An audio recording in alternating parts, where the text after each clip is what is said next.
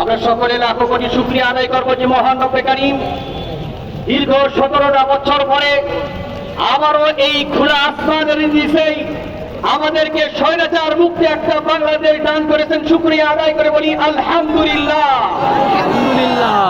আমরা দুরূদ পড়াবো মানবতার মুক্তির দূত যে নবী না আসলে আজকে আমরা এই সমাবেশ করতে পারতাম না। এ নবীর দরবারে দ্রুত সালাম পাঠাই, সকলে পড়ি সাল্লাল্লাহু আলাইহি ওয়াসাল্লাম। সাথে সাথে সকলকে আন্তরিক মোবারকবাদ জানাচ্ছি আজকের এই সমাবেশে আসার জন্য।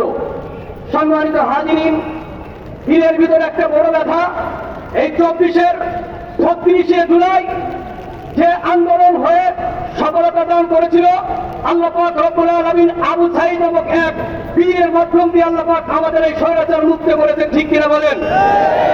সাথে সাথে আমার পানির বোতল দেখলে একটা ভাইয়ের কথা মনে পড়ে যে ভাই পানি দিচ্ছে, পানি দিচ্ছে মানুষের জীবন বাঁচানোর জন্য। মানুষ কত নিকৃষ্ট হইলে এই ভাইকে গুলি করতে পারে।